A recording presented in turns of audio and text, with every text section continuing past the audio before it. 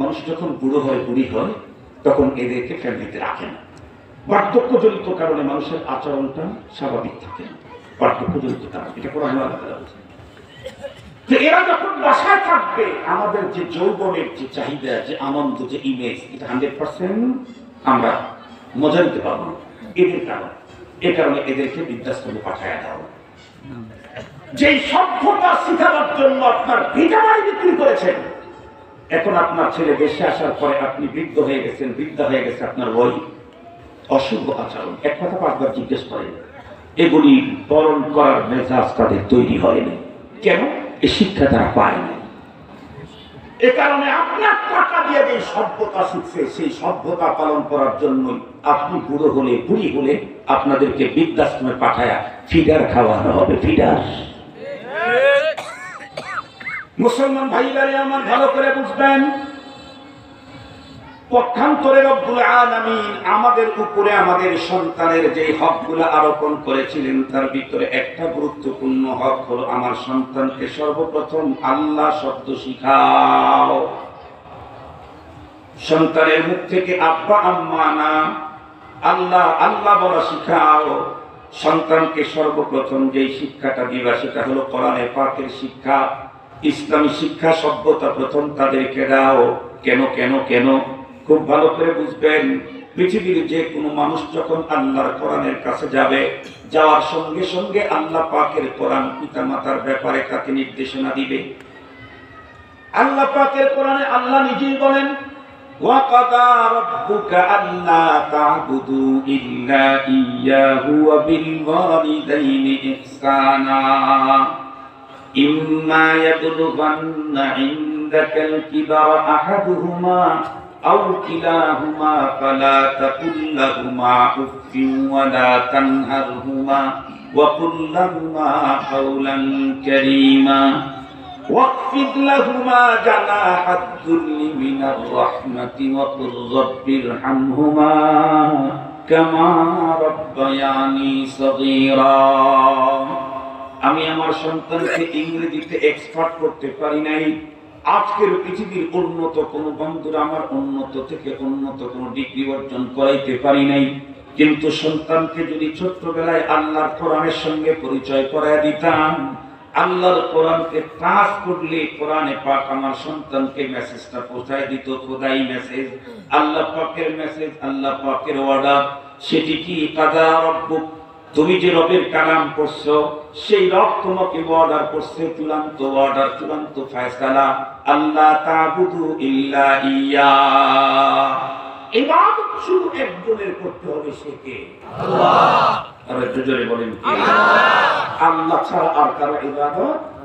আর একটু জোরে বলেন না। না, আল্লাহ ছাড়া কারো নামে মান্যত মানা জায়েজ নাই, কারো সামনে মস্তক অবনত করা জায়েজ নাই, কারো কাছে মান দেওয়া জায়েজ নাই।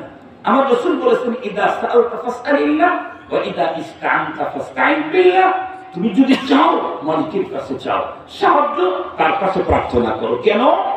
আল্লাহ আজওয়াদু জুদা, আমার রবের চাইতে বড় দাতা কেউ নেই। কথা বলেন, আমার রবের চাইতে বড় দাতা কেউ নেই। পৃথিবীর সব দাতার সিস্টেম এক রকমের, রব হলেন একদম উল্টা। একদম উল্টা মানে আমরাই রবের সিস্টেমের উল্টা। সেটি হলো, যত আপনি বলেন, আপনি চাইবেন একবার, দুইবার, তিনবার, 5 বারের বেলায় খুশি না বেজার? বাবার কাছেও একবার টাকা চাইছেন, বাবা 500 টাকা দিয়েছে, পরের দিন আবার 500 টাকা চাইলে একটু মন খারাপ। মা তখন চুরি করে দিচ্ছে, দ্বিতীয়বার বাবা 300 দিয়েছে, মা বলছে 300 নিয়ে আসে, না চাইতে দিয়েছে। পরের দিন এই সুযোগে মায়ের কাছে আবার চাইলেন 500, দিল 200, তারপরের দিন চাইলেন। এই জন্যই তো তোর বাপ সুপ্রাঙ্গা, প্রত্যেক দিন টাকা চাইতেন। ঠিক বললেন না? ঠিক বললেন। আর শ্বশুর বাড়ি সে তো বলাই বাহুল্য, একবার যদি টাকা চাইছেন, প্রথমবারে মনটা কালা করে দিল, পরের বার যদি শ্বশুর বুঝে যে জামাই আসতেছে, মনে হয় কিছু চাবে, পেশাবের যদি হাজত নাও থাকে পেশাবখানে ঢুকে পড়ে। ঠিক বললাম না? ঠিক বললেন। স্ত্রী বলেন, মা বলেন, স্বামী বলেন, বাবা বলেন, যে বলেন, চাইলেই বেটা একজন শুধু এমন না চাইলে বেজা, উনি কে? हर घड़ी देने को तू तैयार है, हर घड़ी देने को तू तैयार है, जो ना मांगे उससे तू बेजार है। तो तुम तो 24 घंटा দেওয়ার জন্য রেডি। যে চায় না তার উপরেই তোমার অভিমান। আল্লাহু আকবার বললেন। যে চায় না তার উপরেই তোমার অভিমান। কোরআনে হাকিম আল্লাহ কি বলেন? লা তাখুযুহু সিনাতুন ওয়ালা নাওম।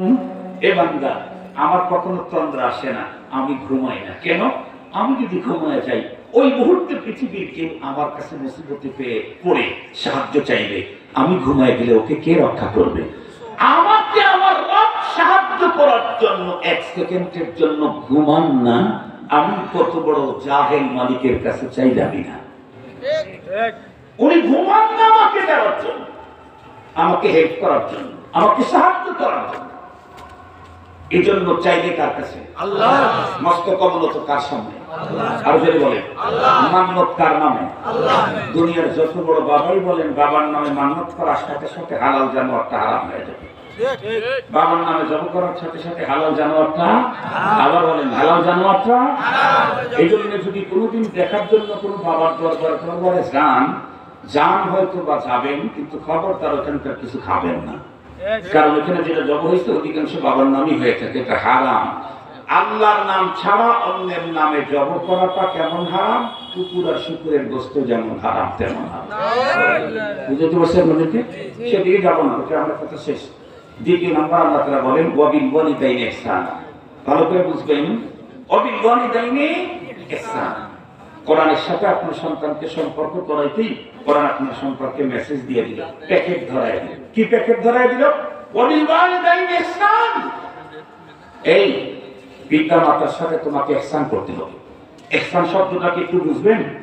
ধৈর্য আছে আপনাদের? আমি ঘড়ি দেখি কথা বলতেছি, আমরা 7 মিনিট আছে। 3টা শব্দ বুঝলে ইহসান শব্দ ভালো বুঝবেন। আমাদের আরবিতে একটা প্রবাদ বাক্য আছে, তোরাফুল আশিয়া বিআজদাদিহা। প্রত্যেকটা জিনিস তার বিপরীত জিনিস দিয়ে তার পরিচয়টা সবচেয়ে ভালো হয়। যেমন একজন মানুষ যদি 1000 বছর শুধু আলোতে থাকে, আলো যে কত বড় জিনিস সেটা বুঝবে না। 1 মিনিটের জন্য শুধু অন্ধকারে ঢুকাইলেই বুঝে আসবে যে আলো কি জিনিস। একজন মানুষ সারা জীবন মিষ্টি খেয়েছে, ও বুঝবে না মিষ্টি কি। একবার শুধু তেজস্বী কোন মরিচ বা জিব্বার সাথে কোন টাইম খালি লাগাই দিবে, ও তখন বুঝে আসবে যে মিষ্টি কি জিনিস। বিপরীত জিনিস দিয়ে প্রত্যেকটা জিনিসের পরিচয়টা সুন্দর হয়। 3টা শব্দ, একটা হলো জুলুম, আর একটা হলো ইনসাফ, আর একটা হলো ইহসান। আপনারা বলেন তো দেখি, জুলুম শরীয়তের কোন জায়গায় কখনো কি জায়েজ আছে? না। কারো জন্য, কারো সাথে কথা বলেন, কাফেরের সাথে, বেঈমানের সাথে, অপরাধীর সাথে, মুশরিকের সাথে, মুরতাদের সাথে জায়েজ। জুলুম কোন অবস্থাতেই শরীয়তে পারমিশন নেই, কারো সাথে না, কারো উপরে না, এটা শেষ। তো কি আপনি কি করতে হবে? শরীয়ত যেটা আমাদের অর্ডার করেছেন সেটা হলো ইহদিনু হুয়া আকরাবু লিত-তাকওয়া। ইনসাফ করুন। ইনসাফ হলো সমতা। ইনসাফ মানে কি বলেন? সমতা, বরাবরই। সেটা ইনসাফ কি জিনিস? ইনসাফ হলো আপনি আমাকে 1 টাকা দিয়েছেন এমনিতে, আমি আপনাকে 1 টাকা দিলাম, এটা ইনসাফ। আপনি আমার একটা বকা দিয়েছেন, আমি ওই মানেরই একটা বকা দিলাম, এটাও ইনসাফ। আপনি আমার একটা থাপ্পড় দিয়েছেন, আমি আপনাকে কতটুকুন ওজনেরই থাপ্পড় দিলাম। আপনি থাপ্পড় দিয়েছেন 1.5 কেজি, আমি দিয়েছি 3 টন, তাহলে কিন্তু হবে না। এই থাপ্পড় আপনি যতটুকু ওজনের দিয়েছেন, আমি যদি অতটুকু ওজনের একটা থাপ্পড় দিই, তাহলে এটা ইনসাফ। আপনি থাপ্পড় দিয়েছেন, আপনি থাপ্পড় পেয়েছেন, এটা ইনসাফ। সবার সাথে ইনসাফ করতে বসে। কিন্তু আল্লাহ পাকের কোরআন আল্লাহ তাআলা বলেন ইবাদত একমাত্র আমার আর বাবার সাথে ইহসান। মার বাবার সাথে ইনসাফ করলে হবে, মা বাবার সাথে করতে হবে ইহসান। ইহসান কি? ইহসান হলো আপনি আমাকে কিছু উপকার করেন নাই, আমি আপনার উপকার করলাম, এটা ইহসান। আপনি আমার উপকার করেছিলেন, আমি তার চাইতে 3 গুণে বেশি উপকার করলাম, এটাও ইহসান। আপনি আমাকে আঘাত করেছিলেন, আমি আপনাকে ক্ষমা করে দিলাম, সুন্দর ব্যবহার করলাম, এটাও ইহসান। কথা কি বুঝাইতে পারছি? আপনি যতটুকুন ভালো করেছিলেন অতটুকুন ভালো আপনাকে করলে, এর নাম ইনসাফ। আপনি যতটুকুন মন্দ করেছিলেন অতটুকুন মন্দ আপনার সাথে করলে, তার নাম ইনসাফ। আপনি আমার সাথে মন্দ করেন নাই, আমি আপনার সাথে মন্দ করলাম, তার নাম জুলুম। তার নাম কি বলেন? জুলুম। জুলুম কখনোই পারমিশন নেই। ইনসাফ সবার সাথে, কিন্তু আব্বা আম্মার সাথে ইনসাফ করলে হবে? আর যদি বলেন হবে? ওয়ার্ডার বাবার সাথে কি করতে হবে? এখন ভালো করে বুঝবেন, ইহসান মানে আপনি আমাকে 10 টাকা দিয়েছিলেন, আপনাকে 10 টাকা দিই, তাহলে ইনসাফ কমপক্ষে 11 টাকা দিতে হবে। আপনি আমাকে 2 দিন ভালোবাসা দিয়েছিলেন, আমি যদি আপনাকে 2 দিন ভালোবাসা দিই, তাহলে ইনসাফ। তার মানে ইহসান করতে চাইলে কমপক্ষে 3 দিন ভালোবাসা দিতে হবে। আপনি আমার জন্য 1 রাত জেগেছিলেন, আমি যদি আপনার প্রয়োজনে 1 রাত জাগি, তাহলে ইনসাফ। ইহসান করতে চাইলে কমপক্ষে 2 রাত জাগতে হবে। রব কি বললেন? ওয়াবিল ওয়ালিদাইনি ইহসান। কথা বলে ওয়াবিল ওয়ালিদাইনি ইহসান। ভাবেন, একটু ভাবেন, একদিন ভাবলে হবে না, 1 মাস পর্যন্ত ভাবে, শুধু ইহসান শব্দ নিয়ে ভাবেন। রব আমার বাবা মার ব্যাপারে আমাকে কি ইনফরমেশন করেছে, কি অর্ডার করেছে। এই ছোট ভাই, আমরা যখন জন্ম নিয়েছি তখন প্যাম্পাসের জন্ম হয় নাই, প্যাম্পাস তো এতদিনে জন্ম হয়েছে। আমাদের পিতা মাতা আমাদেরকে নেকড়া দিয়ে লালন করেছে, দেনা দেনা, সিরাজ বলে দেনা বলে না, দেনা সিরা কাটা, ছোট ছোট কাটা দিয়ে আমাদেরকে লালন করেছে। এমন তো হয়েই থাকে প্রতি বছরই 4 দিন 5 দিন পর্যন্ত আকাশে সূর্য দেখা যায় না, ঘন কুয়াশা, তীব্র শীত, শৈত্য প্রবাহ। মা প্রতিদিন তামাম রাত্রি কষ্ট করে কাটানোর পর সকালবেলা থেকে পেরেছেন, কেন? একটা না একটা তো শুকাবে। মা কি করে? তামাম দিন ফ্যামিলির সকল কাজের ফাঁকে ফাঁকে বাঁকে বাঁকে আমাকে রাত্রিকালীন আরাম দেওয়ার জন্য মা আমার নেকড়াগুলি আর কাঁটাগুলিকে চুলার উপরে দিয়ে দিয়ে শুকায়, ভাস করে রেখে দিল আমার শিখায়। মা আমাকে নিয়ে নিচে শুয়ে পড়ছে, কেন? পিছনে পায়খানা করি, বাবা এটা বরদাস্ত করে না, বাবা নামাজ পড়া পড়ে, বাবা খাটে থাকে, মানুষই থাকে। তখনকার মায়েদের তো উন্নত জাফিন ছিল না, তখন তো ছিল হলো খের। মনে পড়ে কি মার কথা? মনে পড়ে কি?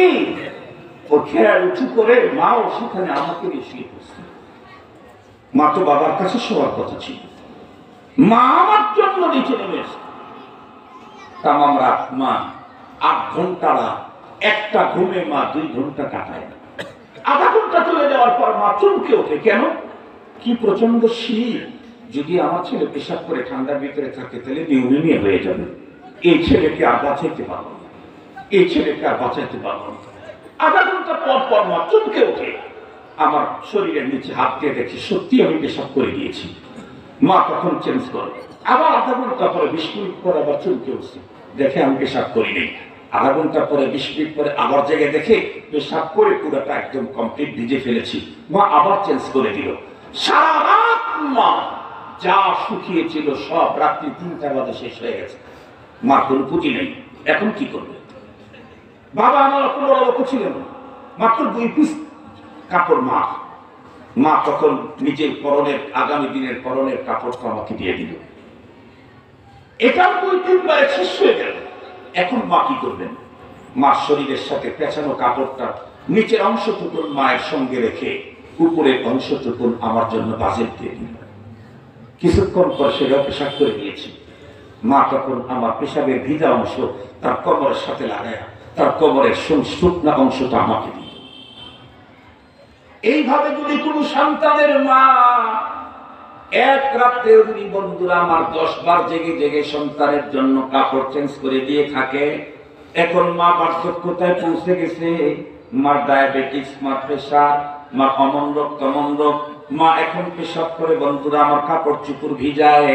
আমি মায়ের কাছে থেকে আমি যদি 14 বার পরিবর্তন করে দিই তাহলে ইনসাফ হবে, আর যদি 12 বার পরিবর্তন করে দিই তাহলে ইনসাফ হবে, 14 বার পরিবর্তন করে দিলে ইহসান হবে। রব্বুল আমিন আমাকে কি বললেন? সবার সাথে ইনসাফ চলবে, বাবার সাথে চলবে না। সবার সাথে ইনসাফ চলবে, মার সঙ্গে চলবে না। মার প্রতি তোমার ইহসান দিতেই হবে। আমার দৃঢ় বিশ্বাস পৃথিবীর কোন সন্তান এমন নাই যে সন্তানের উপরে মা বাবা প্রথমে তাকে ভালোবাসা দেয় নাই, কারণ মা বাবার ভালোবাসা ছাড়া এই পৃথিবীতে কোন সন্তান কখনোই হাঁটা শিখতে পারে না। মা বাবার ভালোবাসা ছাড়া হাঁটা মাই শিখতে পারে না পৃথিবীর কোন সন্তান, সম্ভব না। মা আমাকে যে পরিমাণে ভালোবাসা দিয়েছে তার চাইতে বেশি ভালোবাসা মাকে দিতে হবে। এটা কোরআনের সাথে পরিচিত হলেই কোরআন বলে দিবে। আল্লাহ পাক তাই বলেন ওয়াবিল ওয়ালিদাইনি ইহসানা, তুমি তোমার পিতামাতার সঙ্গে ইহসান করা লাগবে। আল্লাহ পাক বলেন ইম্মা ইয়াবলুগান্না ইনদাকাল কিবার, যদি তোমার কাছে বার্ধক্যতায় দুইজনের একজন পৌঁছে গেল, কিলা আহাদুহুমা আও